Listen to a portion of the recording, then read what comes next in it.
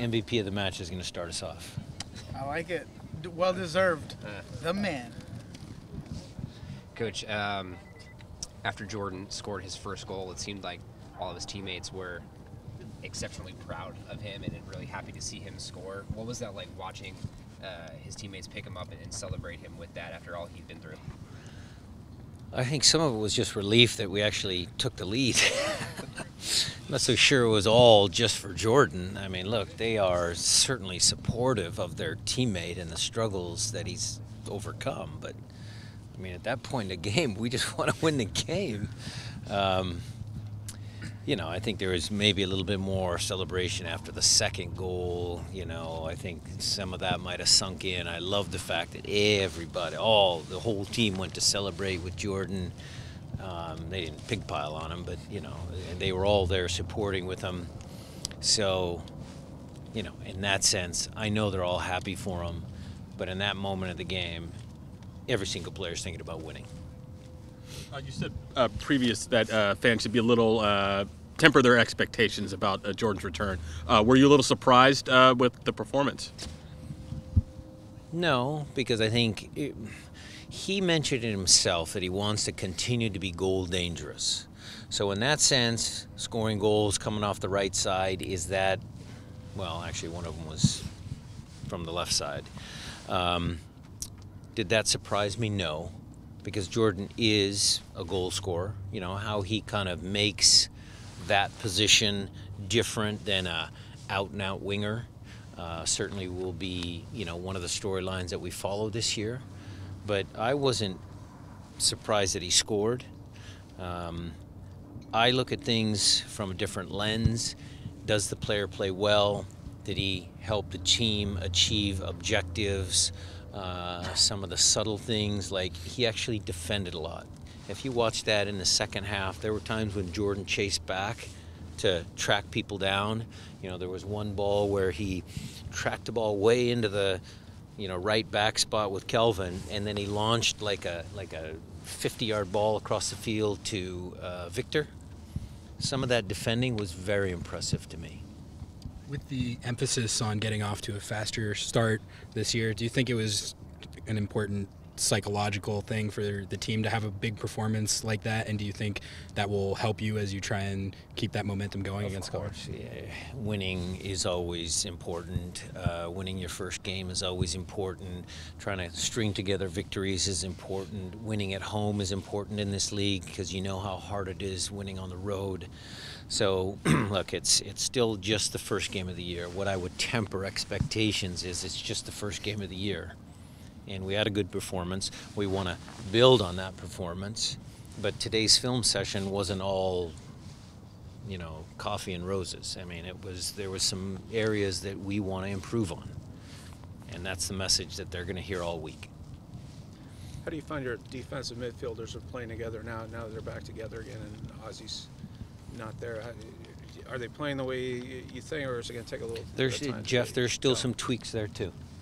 You know, I thought that at 3-1 in the second half, you know, there was a spell early in the second half where we weren't keeping as good a possession as I would have liked, and Cristian had made some runs forward because we want that triangle to kind of shift in midfield when we have possession of the ball.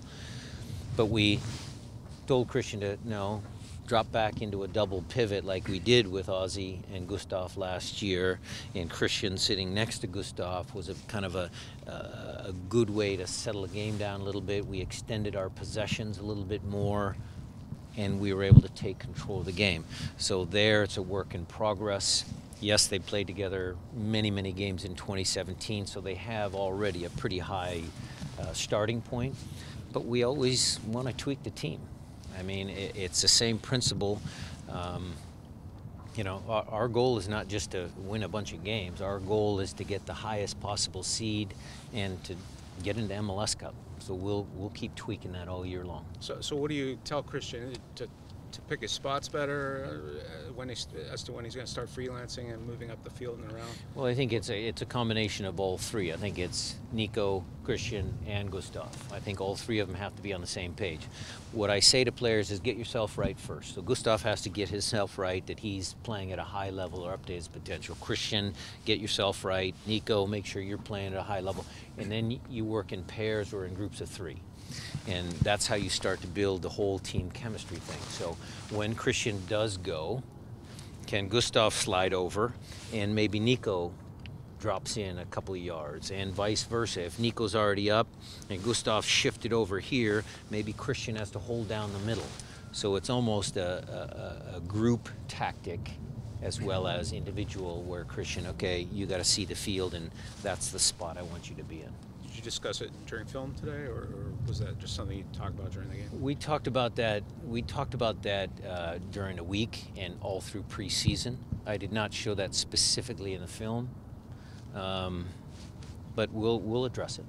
Staying on movement, and obviously how players get ahead. Your wingbacks both have capability to push up. How do you think Brad Smith played in the regard of duality play, defensively and offensively? Good. I mean, look, he's a very talented kid. You know, he's got loads of attacking qualities. You know, we just got to make sure the defending is there. I thought in the game he did a fine job. You know, but that's, you know, it's nice having another guy on the bench that's really good defending wise to close out games. So, is it fair to say that maybe Smith gets a little bit higher than Leerdam does? He gets a little bit more liberty, or is that just? No, I think Kelvin has the capability to do the same thing. It's just, you know, he's working on a new relationship with Jordan. So I'm not in any rush to see, you know, Kelvin run past Jordan, because I don't want Jordan to be a right back. I thought last year what made Kelvin and Christian an effective pair was that Kelvin could go because Christian could defend. So that opened up the gates a little bit more for Kelvin last year. Victor was also all over the place in the game. I think he's up to like 7 goals, 9 assists in 20 games. Do you think for him it was just a matter of getting healthy and now he can kind of just get rolling and show what he can do this year? Yeah, I would think that health was obviously the #1 concern for us last year.